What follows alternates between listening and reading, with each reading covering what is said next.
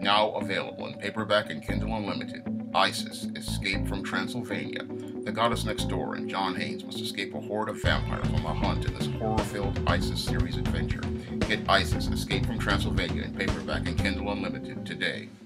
When I listen to the rhetoric of many of these comic pros like Mark Waid and many of these other SJW comic pros, they all talk about diversity.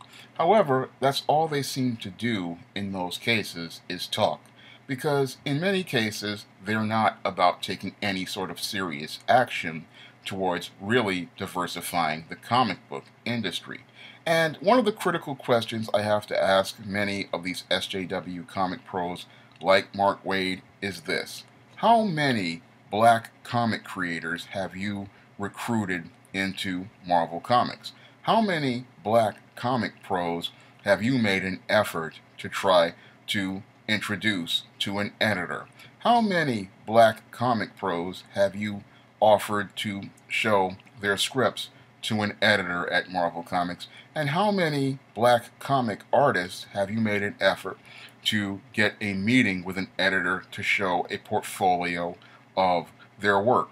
Because if you were really serious about bringing diversity to the comic book industry, you would be focusing on trying to recruit qualified black talent and qualified talent of color into the comic book industry and not paying lip service to this diversity in social media or presenting paternalistic views of black people and people of color between the pages of Marvel Comics. No, if you were really serious about bringing actual diversity to Marvel Comics, over the last 20 to 25 years, you would have used your influence and your clout as a major comic writer, because you've really elevated yourself over the years as the writer of comics like The Flash and that storied run and Kingdom Come. You would have used your position to go out here and recruit qualified talent that was black or qualified talent that was of color, because I've been at these Comic-Cons and that talent is constantly walking around the room. Those talents are constantly in artist alleys. That talent is constantly walking around cons looking for work.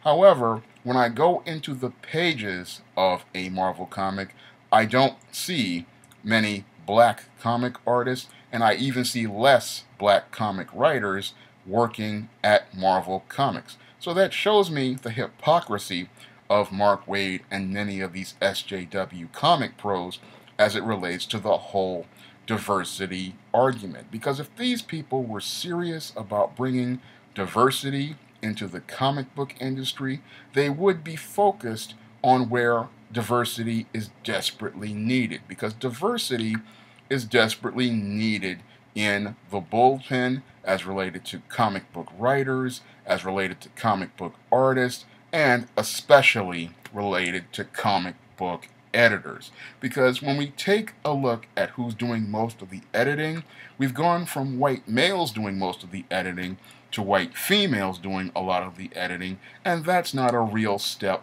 towards diversity. And when it comes down to who's writing and penciling these books, they're still primarily mostly white people. It's not really any sort of serious diversity on that level. And this is one of the big problems as it relates to these so-called SJW comic pros. They talk a good game about diversity, but when it's time to put black people and people of color on the payroll, they don't look for qualified talent. They look for tokens who fit their narrative and are willing to push paternalistic views of black people and people of color in their comics. And that's why we get two-dimensional comics which feature two-dimensional characters like the Falcon, or the Falcon as Captain America, or we get these paternalistic stories like America Chavez, which give us a whole host of Hispanic stereotypes, or Riri Williams, which is basically Brian Michael Bendis' Mary Sue and filled with stereotypes regarding African American women. No, instead of us getting rich, multi-dimensional characters like we had gotten from Marvel in the 1980s and the early 1990s, what we have is a repackaging of old stereotypes regarding black people that go back to the 70s as related to many black sitcoms like Different Strokes, Facts of Life, and Gimme a Break, where we had repackaged stereotypes put on the air and made to make us believe that this was about diversity when it was all about promoting a narrative that to bring old stereotypes back to life and then tell people that this is a black show and this is black life. And this is what we're seeing in the pages of many of these SJW comic books.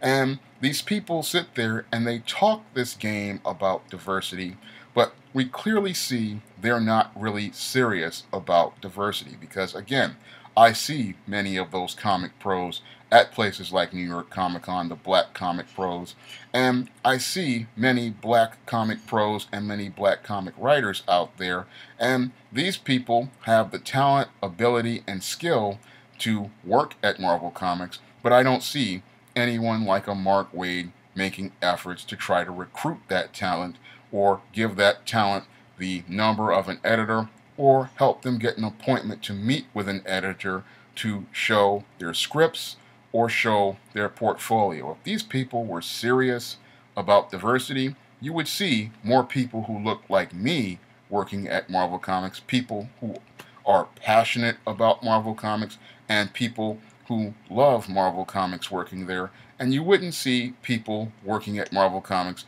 who see Marvel Comics as a way to hustle a few dollars out of a corporation, because that's what a lot of these so-called comic pros see Marvel Comics as, who are these SJWs. They don't see comic books as a business. They see it as an entitlement, and they believe that they are entitled to be there the same way I believe Mark Waid believes he's entitled to be there because of his so-called storied reputation. And what's really sad is that he didn't use his so-called storied reputation to push what he says he believes in. If you truly believed in diversity, you would be out here recruiting that talent I see all the time at these Comic-Cons and many of the people who contact me on social media showing me some of their artwork, because that's what I run into all the time. I run into a lot of qualified and talented people who are black, and they really wanted an opportunity to work in comics, but no one wants to put in a word for those brothers and those sisters. And we have people like Mark Waid talking about diversity, but not actually making any efforts to do anything about it. And that really shows me how hypocritical people like Mark Waid are. They'll sit there and they'll talk about people who disagree with them being Nazis, when actually, in actuality, they have turned the comic book industry into a fascist state where only people who agree with them are allowed in, and only people who push their victim narrative are allowed into the industry. And that really is leading to the decline in sales in the industry, because we have so many talented people out here who I believe could be valuable assets to Marvel Comics, but they can't get an opportunity to get into this business because it's become about who you know, and the people who know each other really don't want to know anybody who is black and talented, and they don't want to know anybody who is black and talented because they're afraid of being outshined by that black talent, and they're afraid that that black talent may actually show that they can do work on the same level as a white person, and they're really afraid that if this talent starts to come out, that they may actually show that they can actually compete in this industry. And that's one of the things I believe many of these SJWs are scared of, because many of these SJWs don't like to work, many of these SJWs don't like to compete, and many of these SJWs, they want to pay lip service to the politics they speak about. But again, when it's time to let the rubber hit the road, and it's time for them to actually support the positions they say they're all about, they don't want to bring in that qualified talent. No, they'd rather bring in a Ta-Nehisi Coates and watch him fail, and then say we can't bring any other black people in because of someone like Ta-Nehisi Coates. And that's what they really want to do, because again, if you were all about diversity, you'd be talking to many of those brothers and sisters who are at these Comic-Cons showing their portfolios and really making efforts to bring that qualified talent in the same way Dwayne McDuffie was brought in to Marvel many years ago.